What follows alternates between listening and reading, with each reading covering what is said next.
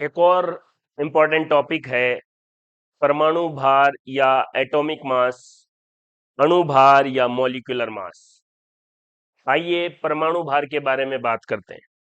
देखिए, ध्यान से देखिए, परमाणु भार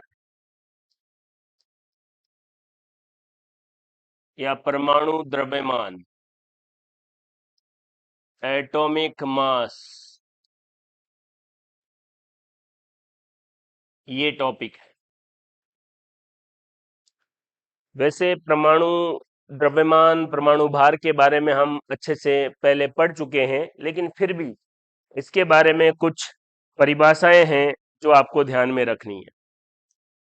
देखिए, परमाणु भार क्या होता है कि किसी परमाणु का द्रव्यमान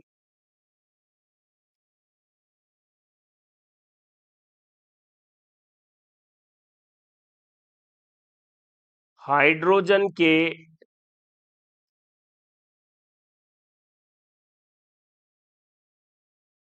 परमाणु द्रव्यमान से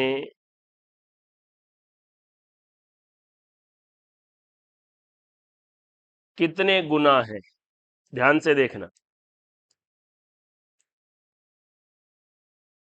वैसे हाइड्रोजन का जो एटॉमिक मास है वो 1 होता है, 1 AMU। अब किसी परमाणु का जो भी द्रव्यमान होगा वो 1 के गुणज में ही होगा। 1 के कितने गुने में होगा, वही क्या है, परमाणु द्रव्यमान। क्लोरीन का 35.5 क्यों है? क्योंकि वहां पर 2 समस्थानिक है। उन दोनों समस्थानिक क्लोरीन 35 और क्लोरीन 37 का एवरेज मास निकाला गया है। तो यहां पर आधार किसको लिया गया है? हाइड्रोजन को। यह आपको याद रखना है। परमाणु द्रव्यमान वह संख्या है जो ये बताती है, यह प्रदर्शित करती है कि उस तत्व का परमाणु द्रव्यमान हाइड्रोजन के परमाणु द्रव्यमान के कितने गुना में है। और यहां पर आधार किसको लिया गया है? हाइड्रोजन को। लेकिन 1961 में ये बात महत्वपूर्ण है। 1961 में अंतरराष्ट्रीय स्तर पर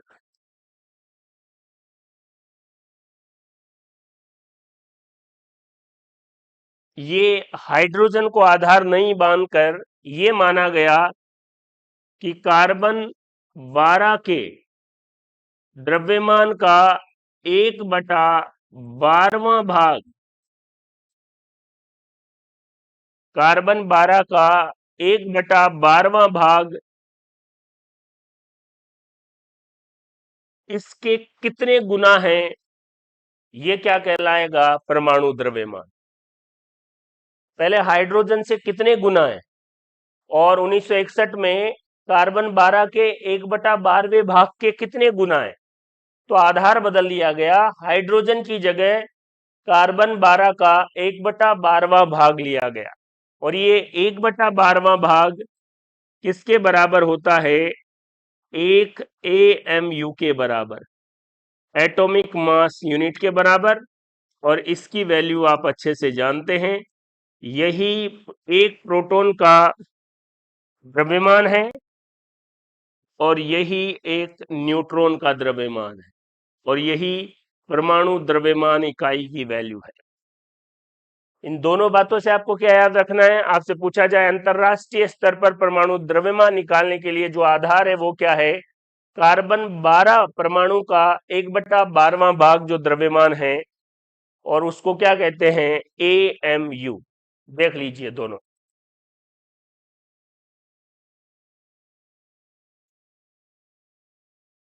चलिए, तो अभी परमाणु द्रव्यमान पढ़ रहे हैं।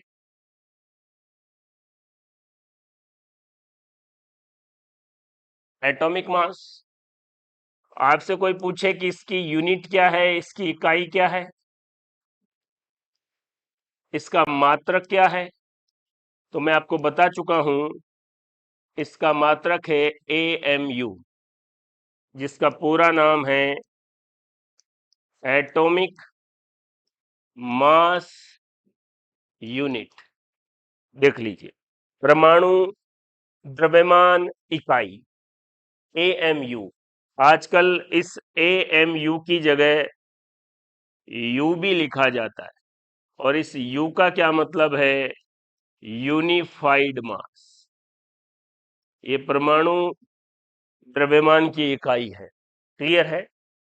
परमाणु द्रव्यमान निकालने का जो फॉर्मूला मैंने आपको बताया था वो भी आपको याद कर लेना चाहिए। ए बराबर जेड प्लस एन। किसी परमाणु का द्रव्यमान निकालना है तो यहां पर इस फॉर्मूले में ए क्या है? यहां पर ए है एटॉमिक मास, परमाणु द्रव्यमान। जेड क्या है? जेड है एटॉमिक नंबर, परमाणु क्रमांक, या यही क्या है? प्रोटॉन की संख्या, नंबर ऑफ प्रोटॉन। और एन क्या है? Number of neutron. देख लीजिए, ए बराबर जेड प्लस एन। फिर मैंने आपको एक बात और बता रखी थी, वो भी दोबारा बता देता हूं। परमाणु का द्रव्यमान नाभिक में केंद्रित होता है, तो वास्तव में परमाणु का द्रव्यमान नाभिक का द्रव्यमान ही है। इस पर मैं आपको बहुत अच्छे से समझा चुका हूं। फिर भी ये तीनों बातें आपको याद रखनी है। क्या क्या? इकाई क्या है? एएमयू का पूरा नाम, और एक एएमयू की वैल्यू बहुत बार लिखवा चुका हूं, लेकिन आपको याद रखनी है 1.67 इंटू 10⁻⁻27 kg। परमाणु का द्रव्यमान है वो नाभिक का द्रव्यमान है, क्योंकि सारा द्रव्यमान केंद्रकीय भाग में सेंट्रल पार्ट में होगा। ए बराबर जेड प्लस एन, और इस फॉर्मूले से एटॉमिक मास निकाल सकते हैं। और 1 से लेकर 20 तक तत्वों के एटॉमिक मास मैंने आपको उनके प्रतीक के रूप में अच्छे से मैंने आपको बताया था कि मान लीजिए ये कोई तत्व है, तो यहाँ पर परमाणु क्रमांक और यहाँ पर परमाणु द्रव्यमान लिखेंगे। तो 1 से लेकर 20 तक सभी तत्वों के एटॉमिक मास मैंने आपको बता रखे हैं। देख लीजिए,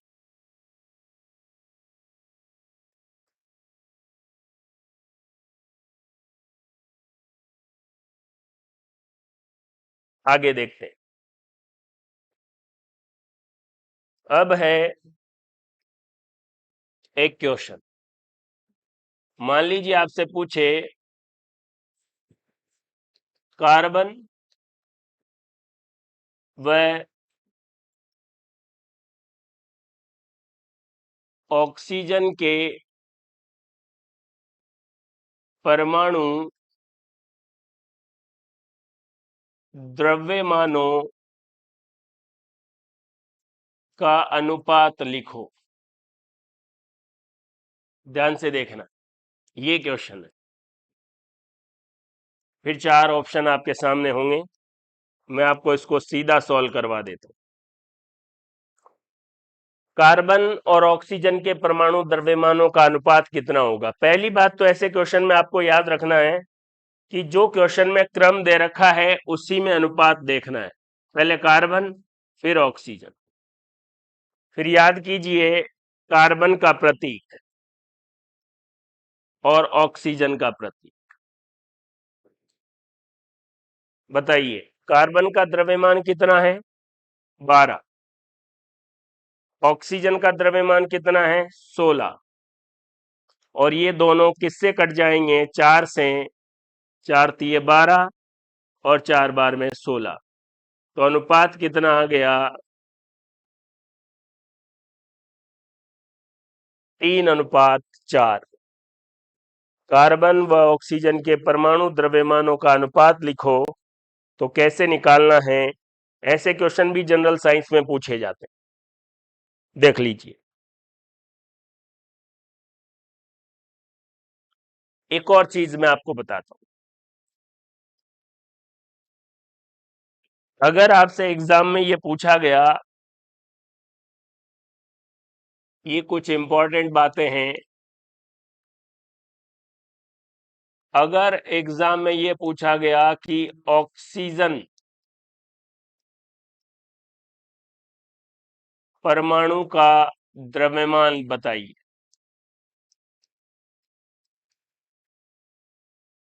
या ये पूछा गया कि नाइट्रोजन के परमाणु का द्रव्यमान बताइए, एक क्वेश्चन तो ये है, ऑक्सीजन परमाणु का द्रव्यमान और नाइट्रोजन के परमाणु का द्रव्यमान। अगर क्वेश्चन को ध्यान से पढ़ें और इस तरीके का लिखा हुआ हो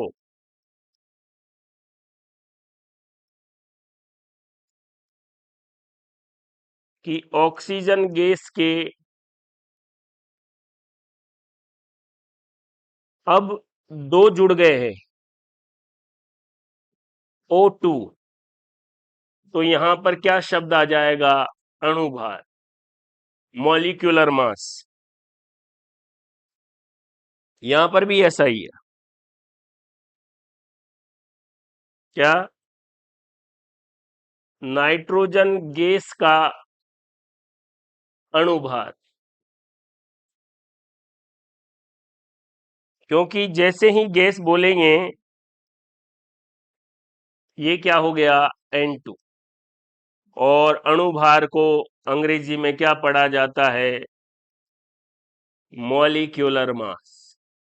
तो अभी अपन एटॉमिक मास पढ़ रहे थे, अब पढ़ेंगे अणुभार या मॉलिक्यूलर मास। क्या होता है? दो या दो से जब अधिक परमाणु आपस में जुड़ जाते हैं और कोई यौगिक या अणु बना लेते हैं, तो उस अणु का जो भार होगा, उस यौगिक का जो भार होगा, वो अणुभार होगा। तो अगर ऑक्सीजन परमाणु बोला जाए, तब आपको सिंपली याद रखना है कि अणुभार कितना होगा। यहां पर 8, यहां पर 16, तो अणुभार कितना हो गया? 16 AMU। लेकिन अगर ऑक्सीजन गैस बोला जाए तो एक ऑक्सीजन का 16, तो दो का कितना हो गया? 32 AMU। ऐसे ही केवल नाइट्रोजन का बोला जाए तो नाइट्रोजन का हम जानते हैं कितना हो गया? 14 AMU। लेकिन नाइट्रोजन गैस का बोला जाए तो दो नाइट्रोजन हैं, इसलिए क्या हो जाएगा? 28 AMU। दो या दो से अधिक परमाणु या अलग अलग प्रकार के परमाणु आपस में जुड़कर अगर कोई अणु या यौगिक बना ले, उसका जो द्रव्यमान होगा उसको क्या पढ़ेंगे? अणुभार या मॉलिक्यूलर मास। एक बार इसको देख लीजिए, फिर हम बात करेंगे अणुभार के बारे में।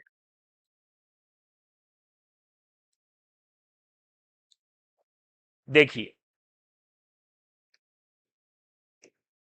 अब अपना टॉपिक है अणुभार,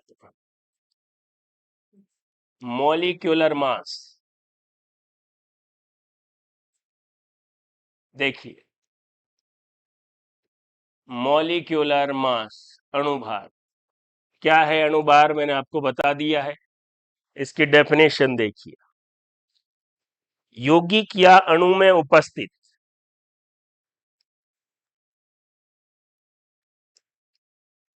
यौगिक या अणु में उपस्थित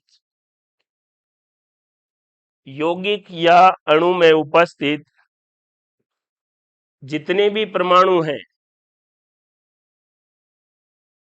उन परमाणुओं के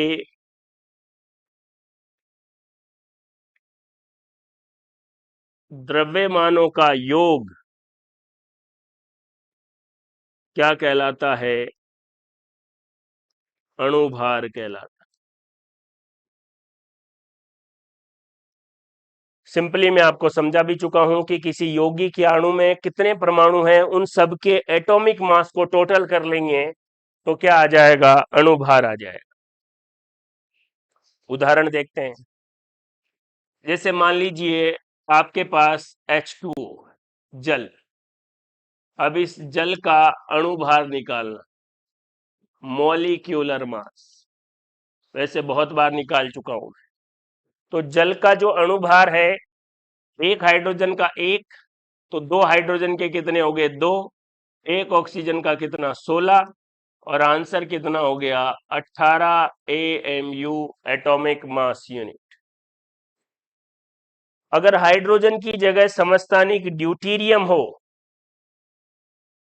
तो भारी जल बन जाएगा D2O। तो एक ड्यूटेरियम का एटॉमिक मास कितना हो जाएगा? 2। तो दो का कितना हो गया? 4। ऑक्सीजन का 16 ही है, तो भारी जल का अणुभार कितना हो गया? एटॉमिक मास कितना, सॉरी, मॉलिक्यूलर मास कितना हो गया? 20 AMU। ऐसे ही अगर हम नाइट्रिक एसिड, नाइट्रिक अम्ल का अणुभार निकालें, एक हाइड्रोजन का एक नाइट्रोजन का 14, एक ऑक्सीजन का 16 होता है, तो तीन का कितना हो गया? 48। और इन सबको टोटल करेंगे तो कितना आ जाएगा? 63 AMU। तो किसी भी अणु का अणुभार निकाल सकते हैं अगर आपको परमाणुओं के भार पता है। तो 1 से 20 तक परमाणु क्यों याद रखना जरूरी है, आप समझ चुके होंगे। आराम से देखिए, एक और बता देता हूं यहीं पर। सल्फ्यूरिक एसिड H2SO4, एक हाइड्रोजन का एक, तो दो का दो, सल्फर का 32 और एक ऑक्सीजन का 16, तो चार का कितना हो गया? 64 हो गया। और अगर इसको टोटल करेंगे H2SO4 का, तो देखिए, 4 और 4 8, 6 और 3 9, 98 AMU, एटॉमिक मास यूनिट। देख लीजिए, क्लियर है बात? तो ये बातें आपको समझनी चाहिए। और 1 से लेकर 20 तक जो परमाणु हैं, उनके प्रतीक, उनके क्रमांक, उनका इलेक्ट्रॉनिक विन्यास और उनकी संयोजकता बहुत अच्छे से याद कर लेनी चाहिए। आगे केमिस्ट्री के जितने भी टॉपिक होंगे वो आपको बेहतरीन तरीके से समझ में आएंगे। यहां तक आपको कोई दिक्कत नहीं होनी चाहिए। देखिए, अब अगर हम बात करें जल D2O, HNO3, H2SO4 के बाद ग्लूकोज का, तो ग्लूकोज का अणुभार, तो ग्लूकोज का फॉर्मूला क्या होता है? C6H12O6। ये किसका फॉर्मूला है? ग्लूकोज का। इसका अणुभार निकालना, एक कार्बन का कितना होता है? 12। तो 6 का कितना हो गया? 72। एक ऑक्सीजन का और एक हाइड्रोजन का एक होता है, तो 12 का 12, और एक ऑक्सीजन का 16, तो 6 का कितना हो जाएगा? 96। देखिए, क्लियर है बात? अब जोड़ लीजिए, 0 और यहां पर 10 और 7 17, एक 18, 180 AMU। ये किसका अणुभार हो गया है? ग्लूकोज का। कई बार सीधा बोलता है ग्लूकोज का अणुभार लिखो, तो फॉर्मूला आपको याद रखना है C6H12O6। ये किसका है? ग्लूकोज का। ऐसे ही और भी बहुत सारे यौगिक है जो अपने काम के हैं, वो मैं आपको बता रहा हूं। अब मैं आपको बता देता हूं संगमरमर या कैल्शियम कार्बोनेट का अणुभार कैसे निकालना। मॉलिक्यूलर मास, एक कैल्शियम का, देखो याद करो, कैल्शियम को ऐसे लिखते थे, एक कैल्शियम का कितना हो गया? 40। एक कार्बन का कितना हो गया? 12। एक ऑक्सीजन का 16, तो तीन का 16 थी 48। और इसको टोटल करेंगे तो 10 के 0, और कितना हो गया? 4 और एक 5 और 4 9 और एक 10, 100 AMU। क्लियर है बात? कोई दिक्कत नहीं होनी चाहिए यहां। अब मैं आपसे एक बात पूछूं कि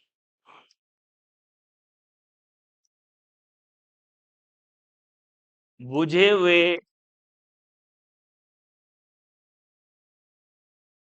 चूने का